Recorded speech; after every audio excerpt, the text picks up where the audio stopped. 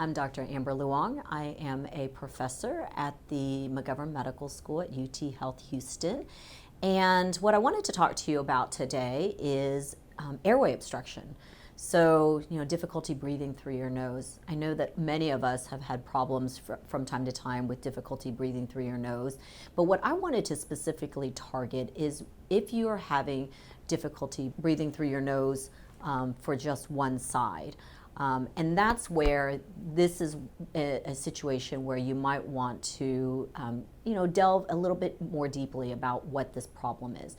So, for example, if you start having problems breathing through your only one side, let's say the right side or the left side, some of the symptoms that you might want to be looking out for would be drainage, a history of breaking your nose or some sort of trauma to your face or nose.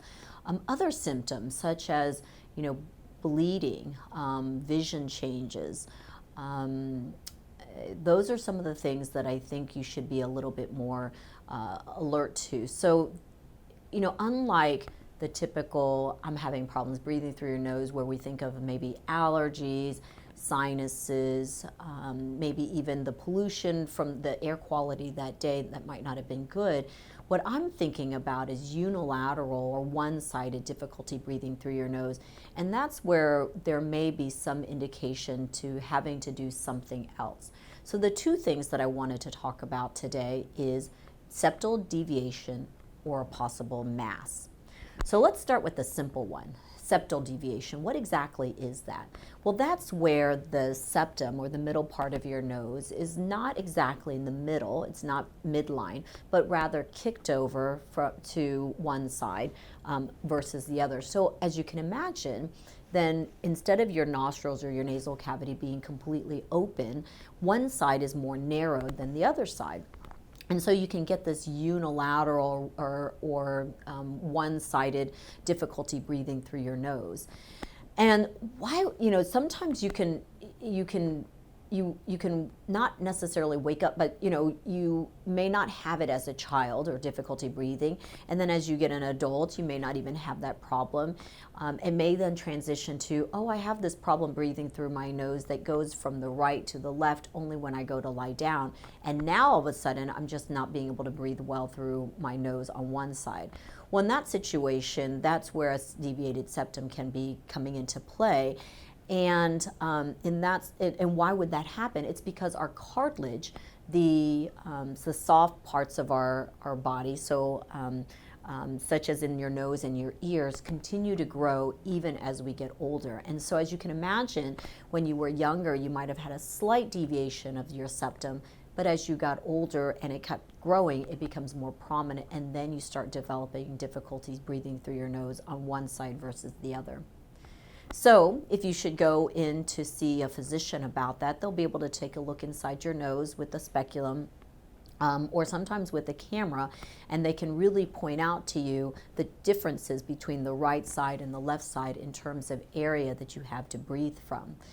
And unfortunately, normally what they'll do is you'll try a course of nasal steroids. Luckily for you, there are about 3 of them that are available over the counter. So you can try these even while you're at home.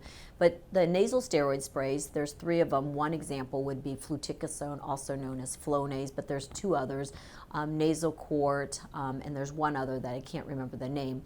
But regardless, I would try the nasal steroid spray.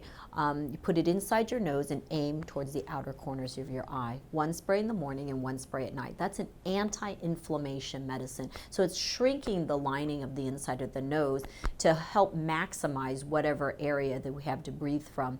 However, as you can imagine, if it's a bad enough deviated septum, you may not get much relief from an anti-inflammation spray, but that's always something you should try first just to make sure. Now, if you should still have difficulty breathing through your nose on that one side, then I would recommend that you consider following up with an ear, nose, and throat doctor or an otolaryngologist. And they will also look inside your nose and ask you if you've tried a nasal steroid spray. And if you haven't, then you might be a candidate for what's called a septoplasty or an open nose job. So the septoplasty is an incision on the inside of the nose where they can then remove the parts of the septum that's crooked, but they have to leave a part of the septum along the back of the nose as well as the front of the nose, regardless of whether or not it's deviated there, just because of to support the rest of the nose. Now, as you can imagine, the recovery is much quicker and easier with that approach versus what's called a rhinoplasty, also known as a nose job. So most of us know of it for cosmetic reasons, but a lot of these surgeries are done to help people breathe better.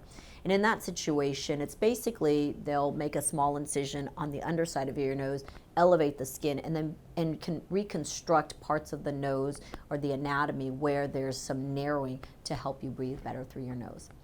So that is what you would do if you had a deviated septum. Another reason why people might have unilateral nasal obstruction is due to a mass. A mass or a tumor can grow out into the nose, can start either from the nose or it can start from the back of the nose called the nasal pharynx, or sometimes from the sinuses.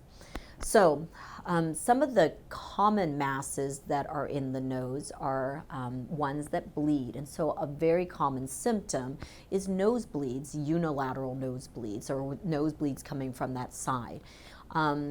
Just because you're having a nosebleed doesn't mean that it's something to be, that it's going to be cancerous per se. That being said, I would definitely still get it looked at. So there are these things called pyogenic granulomas. These are sort of growths inside the nose that tend to bleed quite a bit. It happens in pregnant people or can be caused by other reasons. There are numerous other benign or non-cancerous tumors that can grow. Some from the sinuses called an inverted papilloma. This is actually quite common growth inside the sinuses.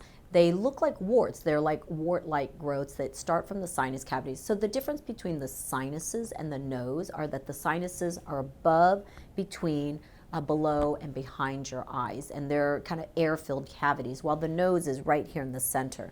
So the sinuses, sometimes the tumor can start growing there, and then once it's gotten so large, it then can grow out into the nasal cavity, where you would feel it as unilateral nasal obstruction.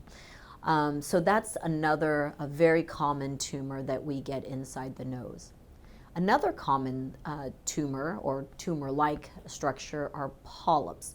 So oftentimes, or more often, you'll get polyps because of inflammation of the sinus cavity, and more often than not, they're both sides bilateral.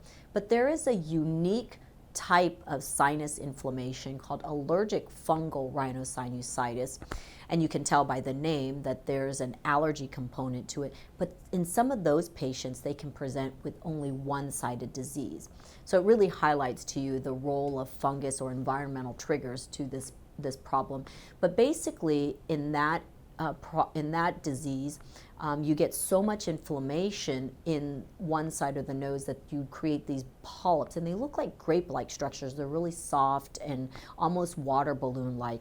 And sometimes they can get bad enough where they grow outside of the nose, and you'll see these polyp-like structures on one side.